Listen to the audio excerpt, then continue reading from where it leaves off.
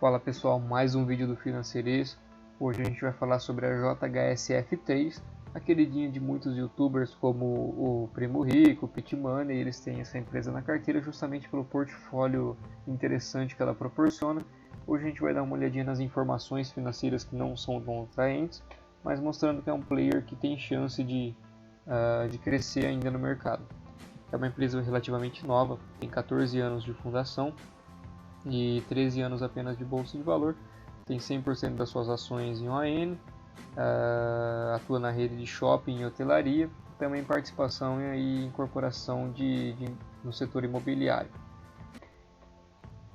Entrando no site da empresa, você consegue observar que a maioria dos empreendimentos da empresa é uma rede bem sólida de shoppings, uma participação bem sólida em shoppings. Aqui a rede de hotelaria e restaurantes, alguns empreendimentos extra ao foco da empresa, né, vamos dizer, e também a gente vai dar uma olhadinha depois que a empresa também possui participações em aeroportos.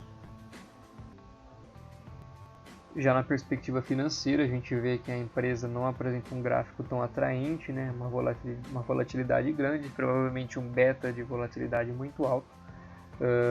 Um dividend yield relativamente baixo, que é necessário para empresas que têm pouco lucro, como a JHSF3. Ela gera pouco lucro, alguns trimestres até prejuízo, uma companhia assim, bem estável. Mas a gente vê que de 2016 em diante a empresa vem tentando aí algumas melhorias e aparentemente isso está se refletindo nas cotações, mas de novo oscila muito. Quando a gente olha para os indicadores, a gente vê um PL relativamente baixo, mas a gente tem que comparar isso com o setor para ver se é baixo mesmo. Uma margem líquida boa, uma margem líquida alta, um ROIC à primeira vista alto, mas a gente tem que olhar o custo da dívida relacionado tanto ao ROIC quanto ao ROI, para ver se isso aqui não está, de certa forma, mascarado. Se o custo da dívida estiver maior que esse ROI, infelizmente a empresa não está produzindo rentabilidade, ela só está gerando mais alavancagem, custo da dívida, e não trazendo rentabilidade ao sócio da companhia. O ROI é acima de 10%, relativamente bom, mas de novo, esses indicadores têm que ser comparados com o setor para ver como que a empresa está. Uma liquidez corrente que não diz muito, a gente vai ver aqui pelo Economática, não é essa liquidez corrente que a gente consegue visualizar. O lucro por ação relativamente baixo e dívida líquida sobre EBIT baixa. São dados difíceis de se analisar, a empresa apresenta algumas distorções, deve ter lucros não recorrentes aí para do nada ter alavancado tanto lucro, mas vem produzindo resultado, vem produzindo melhoria. A gente vai ver agora como que é a gestão financeira da empresa. Aqui pelo Economática eu puxei os balanços anteriores da empresa, DRE, e fiz uma análise de 2017 até 2019, como que se comportou a gestão de algumas esferas aí. A gente tem, olhando o ativo circulante, um pouco inferior, aí, bastante inferior na realidade ao passivo circulante, que já demonstra aí que a liquidez corrente caiu por terra.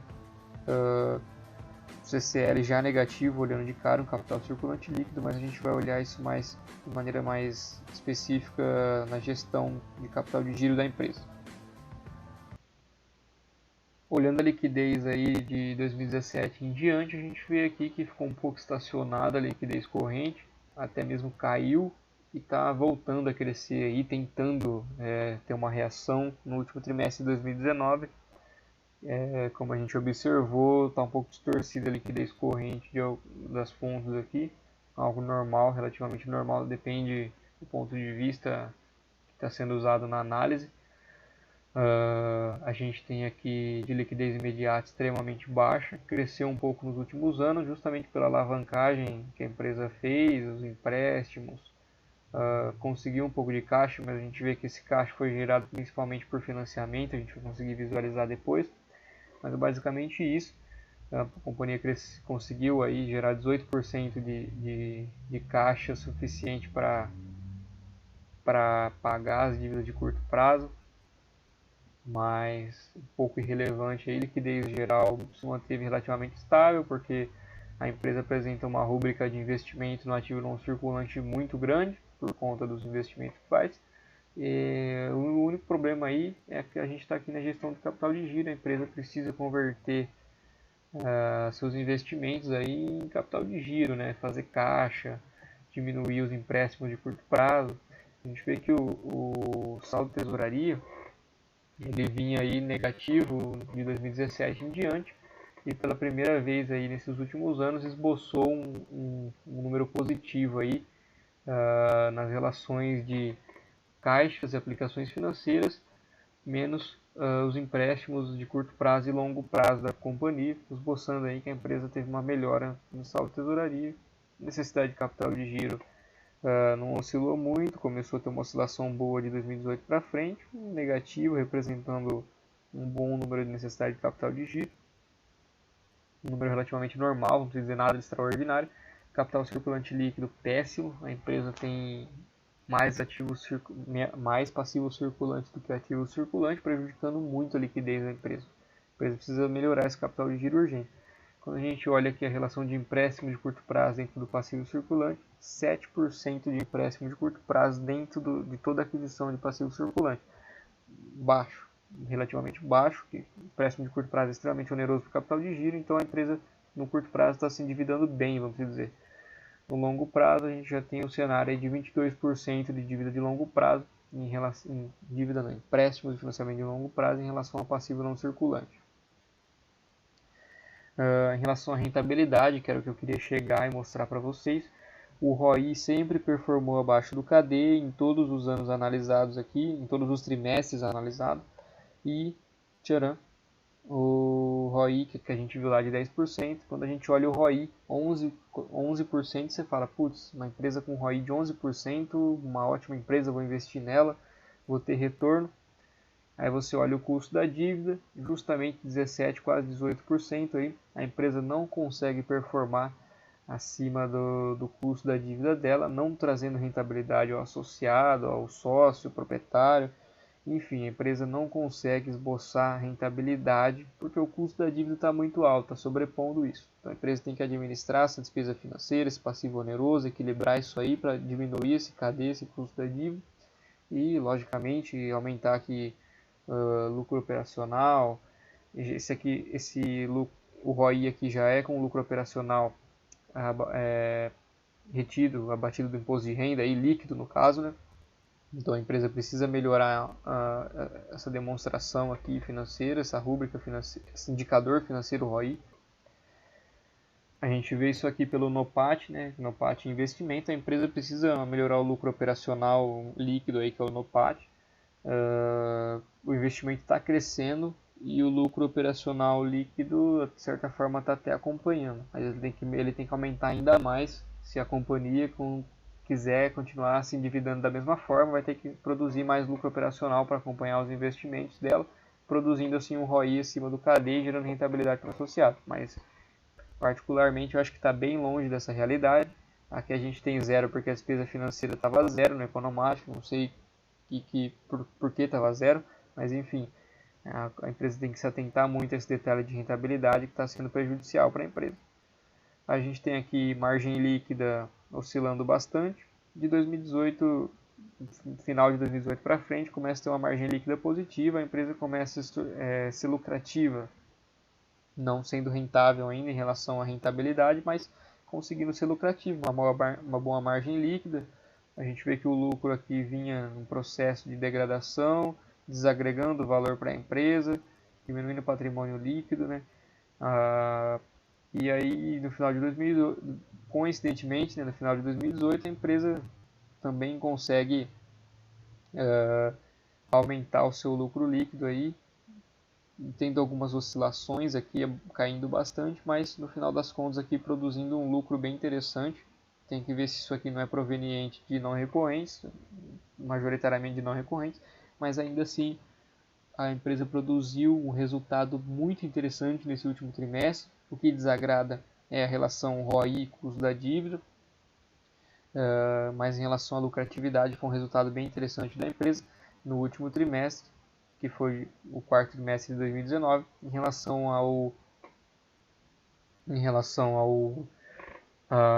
à gestão do capital de giro. Novamente, a empresa tem que aumentar esse CCL aqui, deixando ele positivo novamente. A gente vê que ela está fazendo um esforço aqui para gerar caixa e equilibrar esse CCL, mas saldo tesouraria ok, justamente pelos financiamentos que ela fez para equilibrar o caixa, mas ainda assim está longe de ser um bom resultado.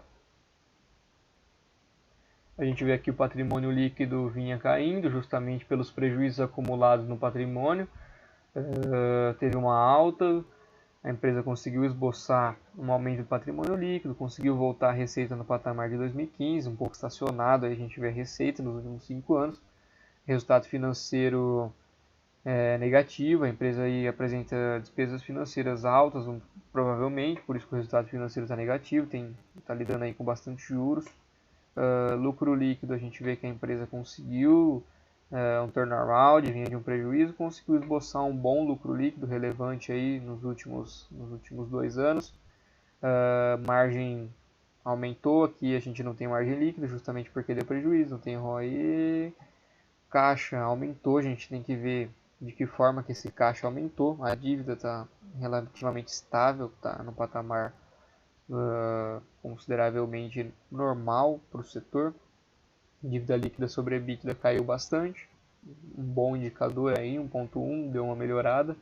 FCO interessante, FCO positivo, fluxo de caixa operacional, com as operações da empresa ela consegue saldar e liquidar seus pagamentos oriundos de operações. Então a empresa aí, um FCO tem que ser positivo, né? Não tem boca, e está sendo positivo. O CAPEX não me agrada muito, a gente vê aqui negativo, a empresa está com dificuldade de expandir o crescimento, mas já tem um portfólio muito grande, mas precisa de um CAPEX bom para repor essa depreciação dos ativos e conseguir crescer também, não só fazer a reposição da depreciação, amortização e exaustão desses ativos. Ela conseguiu aí ter um payout justamente de 11% por conta de conseguir produzir lucro em 2019. Basicamente não tem muito o que dizer, é isso que a empresa apresenta. Agora a gente vai fazer um benchmarking para ver como se comportou a rentabilidade das empresas do setor. Aqui a gente vê algumas empresas com participações no mercado muito próximas do que a JKSF faz. A gente vê aqui a posição dela nos últimos 2 anos, uma posição relativamente boa, a empresa performou muito bem nos últimos 2 anos. A gente pega um horizonte de 10 anos aí de longo prazo e a instabilidade fica nítida aí, com a empresa oscilando bastante, mas tentando aí uma melhoria, acompanhando aí nos últimos 2, 3 anos as tendências de oscilação do mercado, conseguindo aí acompanhar, diferente de algumas empresas que a gente vê aqui que não conseguiram se manter. A JHSF está pelo menos acompanhando as oscilações do setor. É um empreendimento que vai sofrer muito com a crise do coronavírus, justamente por estar concentrado em shoppings e na rede imobiliária, que foram dois setores aí que sofreram bastante durante a crise, estão sofrendo muito ainda, né? O setor de hotelaria teve uma boa queda aí, está com dificuldade em retomar, né? Vai ter que esperar aí a retomada do mercado, as pessoas voltarem a consumir, a retomada da economia. Enquanto isso, a empresa vai ter que segurar as pontas com o caixa baixo que tem. Provavelmente vai conseguir prorrogar aí seus vencimentos, vai conseguir, com o caixa, cumprir essas obrigações aí até o momento. E provavelmente o fluxo de caixa vai vir com bastante financiamento nos próximos trimestres. As rúbricas de empréstimo e financiamento vão vir mais carregadas, justamente para a empresa conseguir se manter nesse momento aí, mas nada que impeça ela de crescer no futuro, é uma medida necessária. É uma empresa de observação, é interessante a gente observar nesse momento como ela vai se comportar nos próximos trimestres. É muito cedo para dizer alguma coisa, muito cedo até para dizer se a empresa vai ter condições de voltar a ser um player, é um player relevante, mas um player lucrativo. Eu diria que o momento é de cautela, mas é uma empresa a se observar, com um portfólio muito bom, é bem interessante que você analise um pouco do relatório de RI, dê uma olhada no portfólio da empresa, no site dela. É realmente uma empresa que tem um potencial legal aí se ajeitar a casa em relação ao capital de giro, se alavancar melhor aí, adquirir empréstimos de maneira menos onerosa. Uma empresa que tem tudo para ser um bom player aí dentro do setor. Agradeço mais uma vez pela atenção de vocês. Esse vídeo fica por aqui. Muito obrigado.